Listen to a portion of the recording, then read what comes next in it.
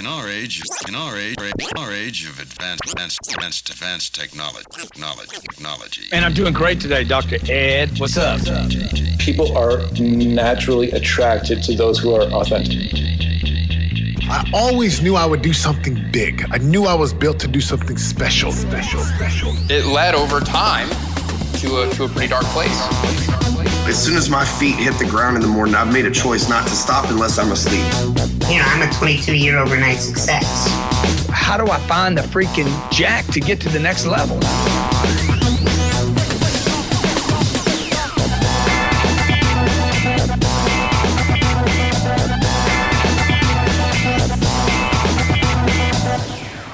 All right, Laptop Lifestyle listeners, I have an incredible guest today, and that is actually Geoff Woods. Geoff, how you doing today?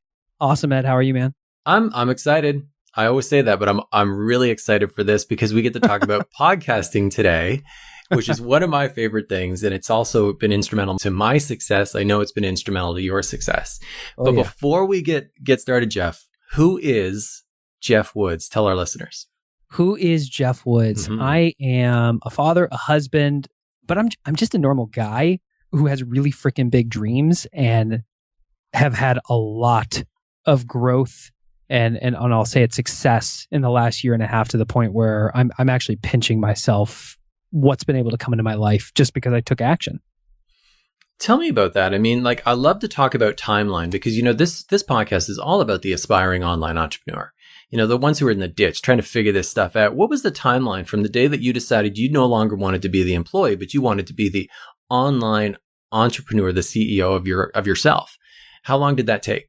From the moment I really define that as the day I launched my podcast, which was January 13th of 2013. I launched the Mentee Podcast, and I went from employee to entrepreneur in just under 11 months. Okay. That's incredible. I mean, I got to tell you, I call these the unicorn of the online entrepreneurial world, but this is good. I love it. And let's go a little tactical right away. So what would you say has been the main or the number one tip or strategy that you could drop on listeners right now that has been for monetizing your podcast? Ooh. We can go down two completely we're going to go down both paths because both matter.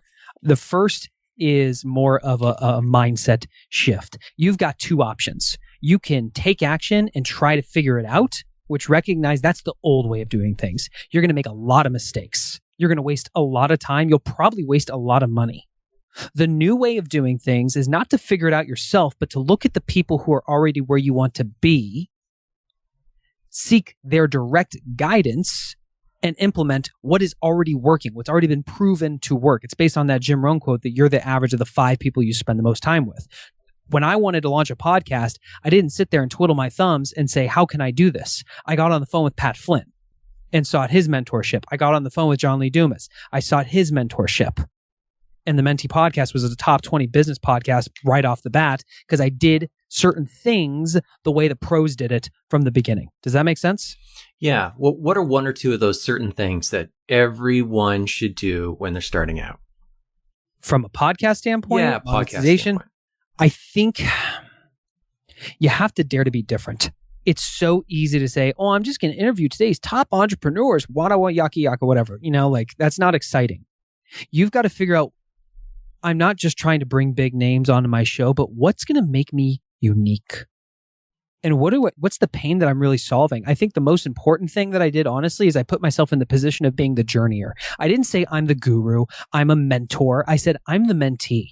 I'm like you. I want to start a business. I want to wake up every day knowing that my business is making an impact and delivering over 7 figures a year to my family. I'm not there, but I want to be. And I'm just going to document my journey along the way and press record on the conversations with the mentors that I'm already having. I'm having them in private. You now get to listen because they're actually making a difference in my life. I didn't pretend to be somebody I wasn't. I acknowledged openly that I'm just like you. And because I did that, the level of trust, the level of engagement went through the roof. Like you got vulnerable.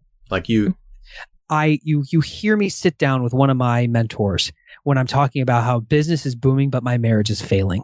And you hear him tell me that it's my damn fault, that I've been neglecting my wife, that it's been me who has been not making her a priority. It's not her, it's me. This is the side of starting a business, a podcast that you don't normally see. You don't see the grind. You don't see the sweat, the tears, the lack of sleep. I chose to highlight all of that because it's real and it's worked.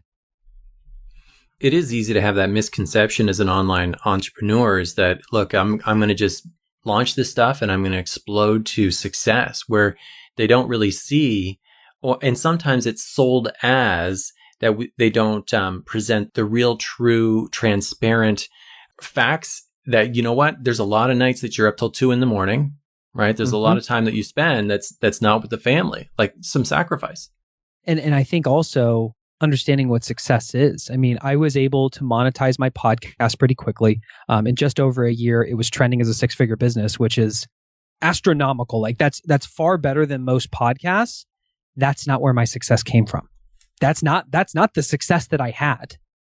The success that I had is what the podcast, how it became a springboard for me to leverage a completely different opportunity. Which do you know what's happened, or is this blind for you? No, I'm asking you, Ed. Oh, sorry. He's taking notes for people. I'm watching him. He's like scribbling. It's good. I am taking notes. It's like crazy. I'm writing down about how talented you are. Do you know what actually happened in my career? I know that the timeline is very short, but no, I don't know the exact specifics. Not at all. Okay, this gets even better then. So you asked me how big of a difference has the podcast played in my success. It was not the direct monetization of the podcast. Because I started a podcast, and you know this, I created a platform.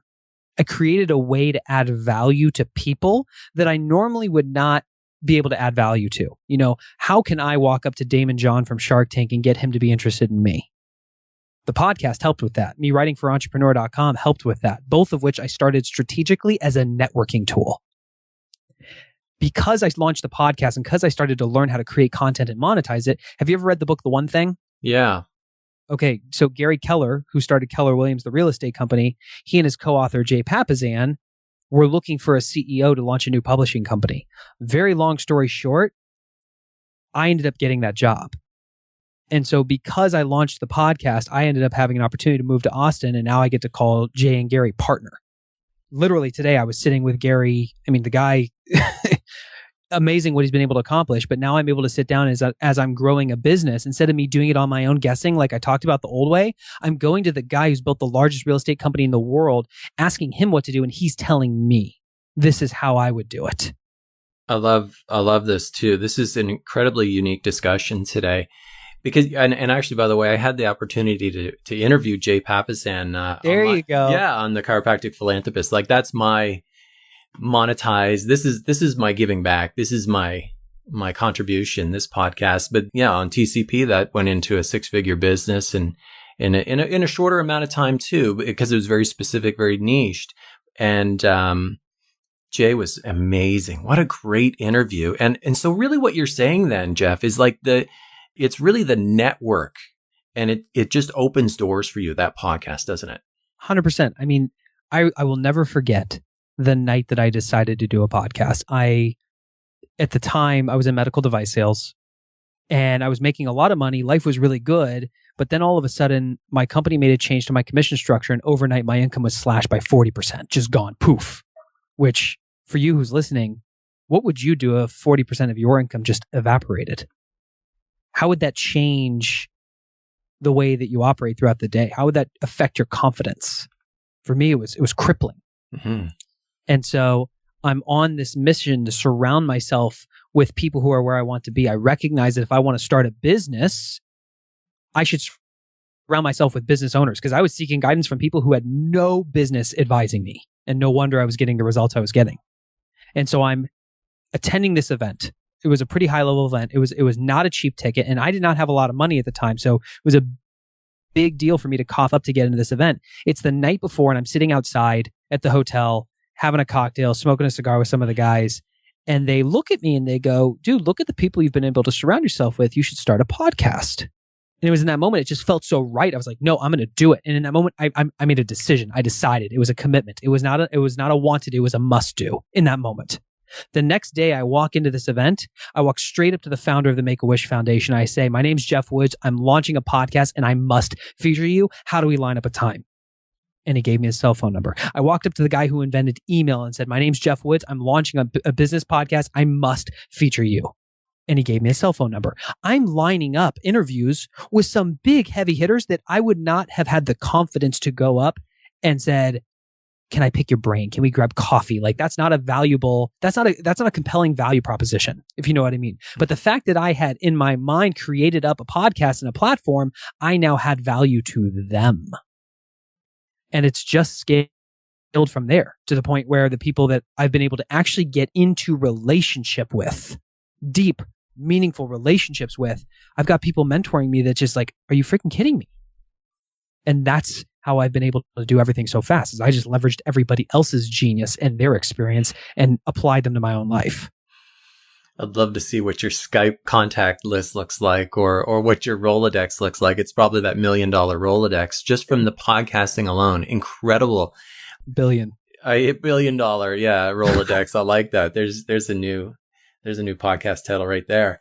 So what would you say, Geoff, is your superpower? I like to call it your superior perception. What is it that you teach, what you give value to others that no one else on this planet can teach like you?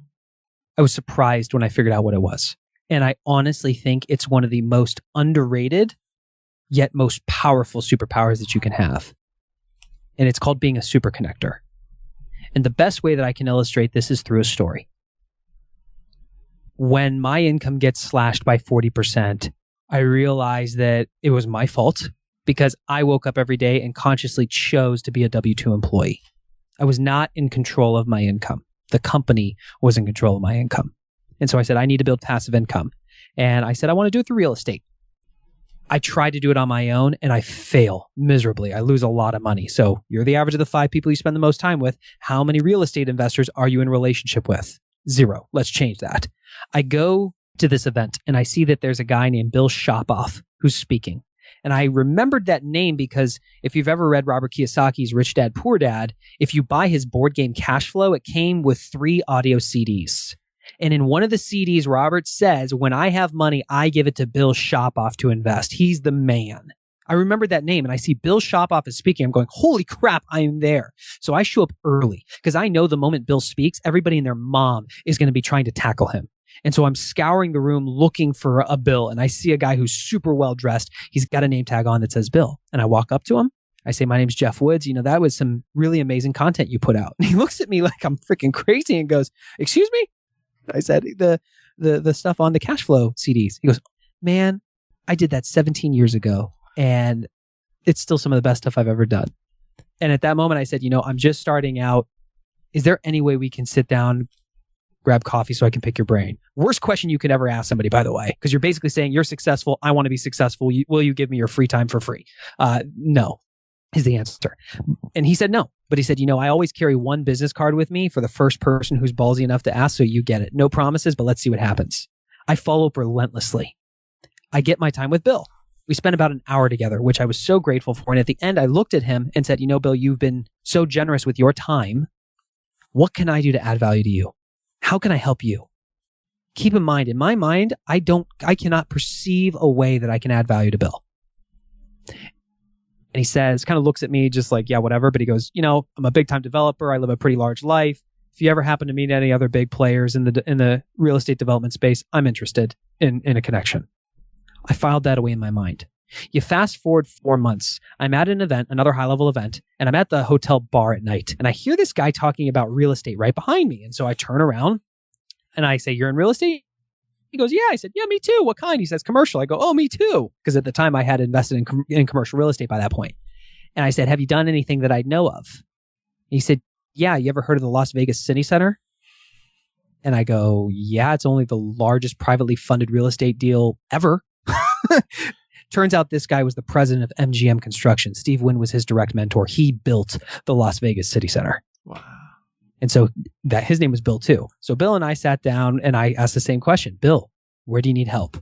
And he said almost the same thing. I'm looking to meet other really successful developers. I said, okay, I'll think about it.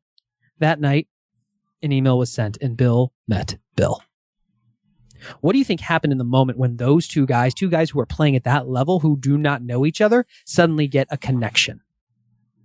One of them emails me back and goes, how the hell do you know this guy? Thank you so much. Anything you ever need, it's yours. Wow. That's being a super connector. Recognizing that every single person has a set of skills and a set of needs. And if you can form a system so that you can identify where people have their strengths and where they have their greatest needs, and you can suddenly connect those people together, you become a person of tremendous value. And that's my superpower. I love it. I love it. And I got to tell you, I mean, there's nothing other than, I'm just pulling a little bit from what you're saying here too. And there's nothing quite like a podcast to actually have that opportunity to sit down with someone such as yourself and pick their brain for the next 30 minutes. So podcasts are dual purpose in that sense too. So I get to ask whatever I want for the next 30 minutes, basically, right? 100%, man. So let's flip the switch on this. Let's flip it. What's your kryptonite? What would you say is your weakness right now? Right now, my weakness is my speed. The reason Gary Keller and Jay Papasan ultimately wanted me to start their company was because I move fast. I'm incredibly aggressive. I get stuff done at an extremely rapid pace. But at the same time, that speed can totally be my kryptonite because I don't have the patience for people who move slow, which is pretty much everybody compared to me. I will move too fast and I will overlook certain details.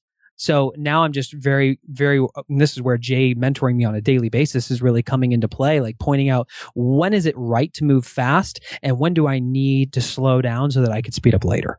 And how do I start recruiting people onto my team who can complement me and be that detail-oriented person that I really need in my life right now?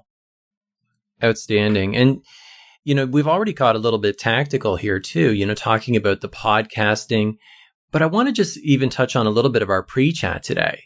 I mean, how difficult is this podcasting thing is? I mean, if on a scale of 1 to 10, 10 is like, it's the toughest thing you've ever done in your life. I mean, how challenging is it really to create and launch a podcast? To physically create and launch a podcast from a technical standpoint, it's like a 1 out of 10. I mean, I literally moved into my new house yesterday. Everything is in boxes. And he's going, and you asked me, how the heck are you doing this? How are you don't have your studio. I'm like, dude, my studio is my laptop, my USB microphone that plugs directly into my computer. I'm sitting in my 6-month-old's nursery right now in a rocker lounger having this interview. Like, it's not hard to do a podcast right, to have strategy behind it, to produce quality content.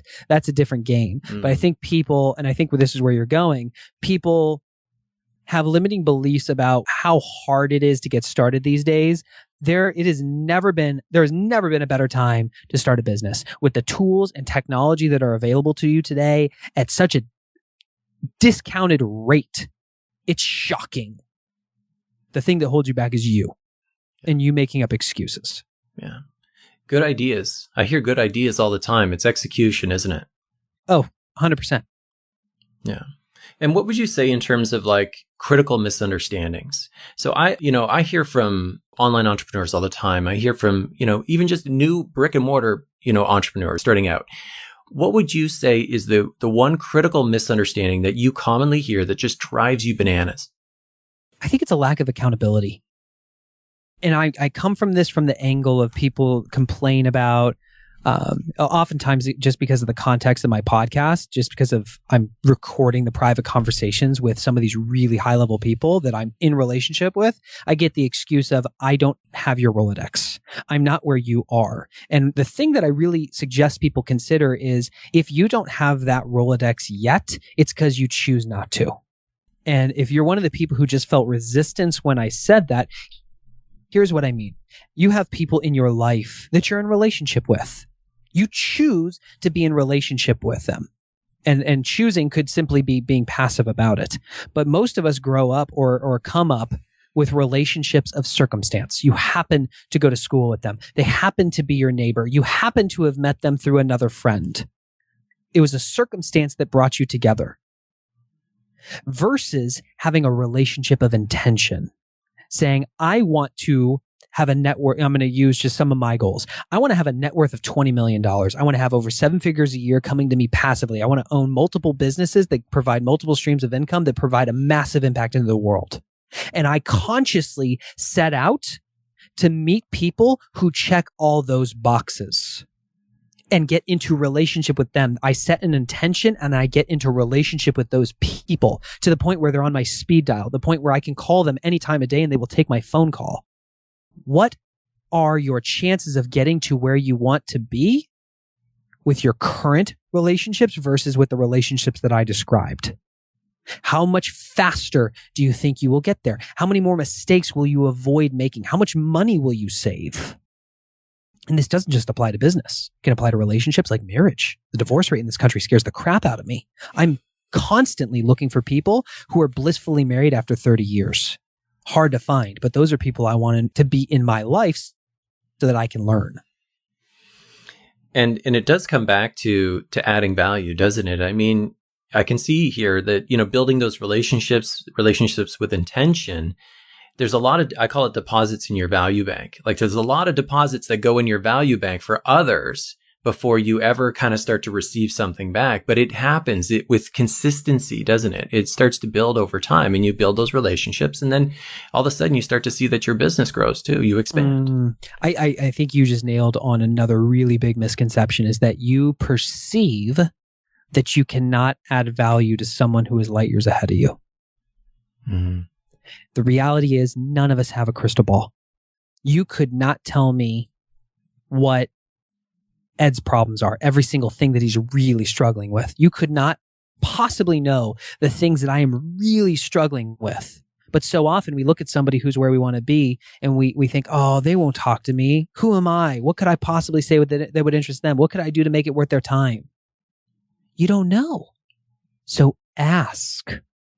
Simply ask them and you'll be shocked. I mean, number one, every time I ask this, somebody goes, good question. I actually have to mute my phone frequently because I start laughing out loud because it's just predictable. Nobody asks these questions.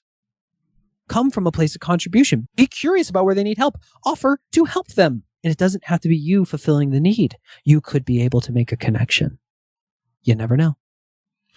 Yeah. Yeah. I mean, I got to tell you, podcasting it's completely changed my life, completely changed my business and how I do business, like going from brick and mortar to online. So I think it's an instrumental part of building fans, followers, and audience. People also, there's a real intimacy that happens, I think, too, versus like when people are listening to your voice on a daily basis. I mean, honestly, as soon as I heard your voice, I'm like, wow, this is just a different connection than when you and I are texting or emailing back and forth. Yeah, I think it's something that would have surprised. Let me just put a caveat to that. I am surprised often by how many people actually don't know what a podcast is, and they're not even aware or even consuming right now audio. It's crazy. Yeah, I'm with you. Well, let me tell one quick story to really illustrate this because I think this will shock a lot of you. I had a chance to develop a relationship with a guy named Jeff Hoffman. He's one of the billionaire founders of Priceline.com. I see this guy speaking on stage and I'm so moved by his message and I'm going, I have to be in relationship with this guy. And in that exact moment, all the limiting beliefs pop up. The guy's a billionaire. Why would he talk to me? What in the world do I possibly say to them? How is this going to happen? Like just so many limiting beliefs. And he wraps up his speech and instead of coming down and walking down the hallway and everything, he disappears behind the curtain and I realize there's got to be a door backstage for him to get out. Where's my opportunity? I look around the room, nobody's moving. Nobody's getting up. Nobody's going to try to find him. It was in that moment when I realized I must do what everybody else refuses to so that I can have what others will never have. And I get out of my seat and I run down the hallway outside, just scurrying the hallways, trying to find him. And I see him in the distance. And I scream, Jeff, quick question. And he turns around and looks super annoyed. And that's when I pitched him on the podcast. He said, sure, yeah, whatever. We have our interview. And I point blank ask him, I think this was episode 19. I say, why are you talking to me? You're already where you are. I'm just where I am. Why are you talking to me? And he said something that blew my mind. He said, because at one point in time in my life, I was where you were. And I had a mentor who reached back, grabbed my hand, and helped pull me forward. And he didn't ask me to wash his car. He didn't ask me for money. All he asked was that one day I pay it forward. And at this point in my life, I've had so much success that in my bones, I believe it is my obligation to mentor the next generation of entrepreneurs. Think about that for a second. His obligation is to mentor the next generation. So by me simply presenting myself as somebody who was hungry, somebody who would take his mentorship and put it into action, I was actually providing value to him. Incredible. People do not realize that in the position of the mentee, you have the power. Mm-hmm. So go leverage it. Yeah, absolutely. I mean, it's just completely reminds me of a situation even where, again, circling back on what you're talking about with putting yourself and surrounding yourself with others who will elevate or expand your business, your life, your relationships. I mean, pretty much every dimension in your life or business, right? And being in a room, and I had the opportunity to talk to an very successful online entrepreneur. I won't throw out who it is here today in this podcast, but I just went over. I'm like, hey, man, how you doing? He was almost a little taken aback that, I came over, started speaking to him, and that he was someone who obviously clearly everyone would know from social media and things like that. But he in a real snapshot just was able to, learning a little bit about my business. He said to me, he goes, you know what? You're me 3 years ago, where I was 3 years ago. And here's what you need to do. And it was really cool to have someone at that level be able to contribute or just be able to kind of have that insight. And it's like, I find that most people in the online world, most people who do podcasting, it is very community based. We all do try to help and support each other, which is part of why I love doing what I do. Do you find that as well, that people are, in general, most are supportive?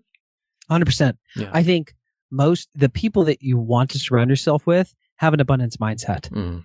And the people who are standoffish, who feel like you're a threat, you don't want them in your life anyways. It's a great filter. So, yeah. Yeah. And so before we actually kind of just wrap things up, because I got one final question for you, but I'm going to hold that back for 1 second. What I want to do is actually send our listeners your way. So these are people who need to learn more about the Mentee, need to learn more about Geoff Woods and what you're doing and follow you. Where should they go? So my website is menteepodcast.com, MENTEE podcast.com. The podcast is called The Mentee. So love if you subscribe and leave an honest review.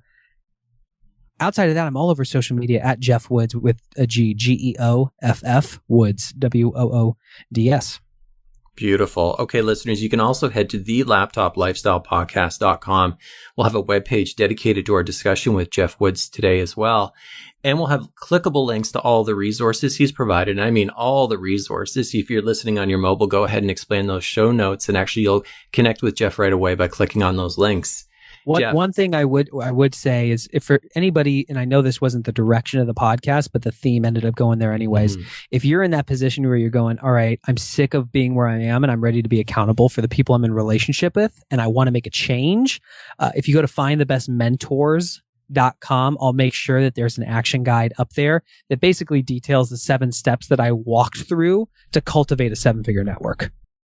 Oh, I'm sorry. I'm just writing that down, Geoff. Sorry. Awesome. Thank you. And I love watching you write. I know. I'm the only one with my video on. I forgot to turn it off. So yeah, I wish I could show you all my notes, Geoff.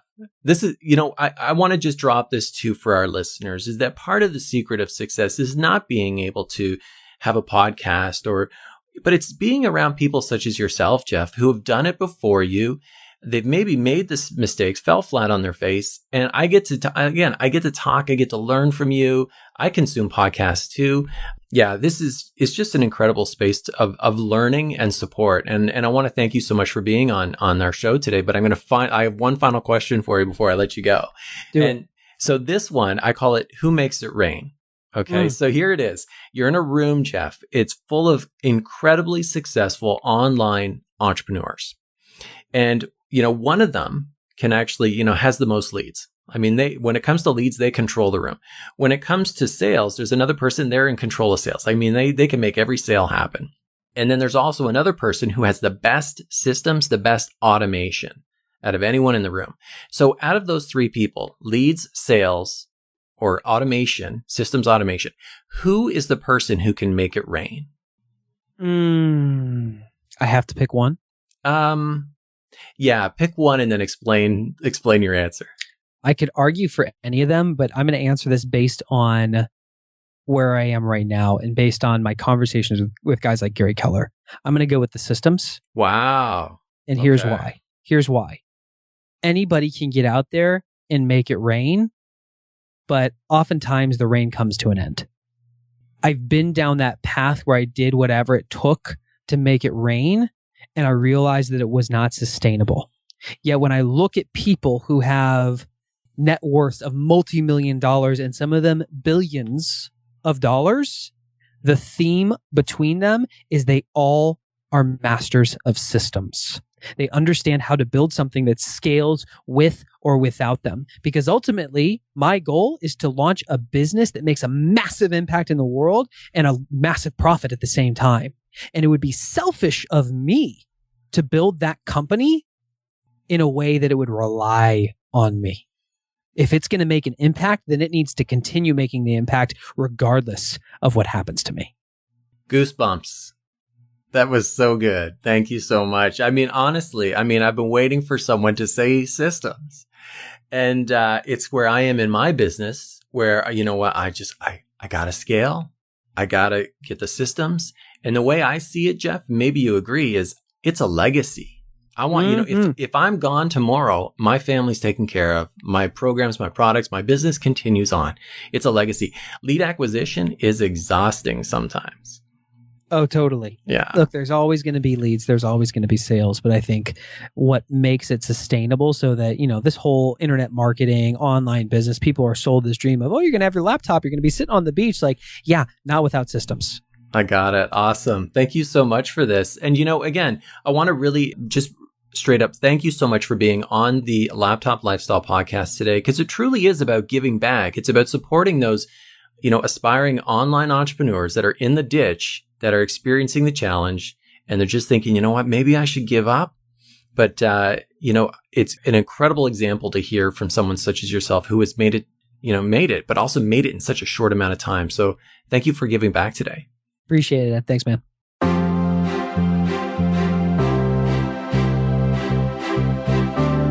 Hey, I want to thank you for listening today. And if you're new to the podcast, head over to thelaptoplifestylepodcast.com and hear more from 6, 7, and 8-figure online entrepreneurs. Even better, head over to iTunes, give us a rating and review, and that will help us help more aspiring online entrepreneurs.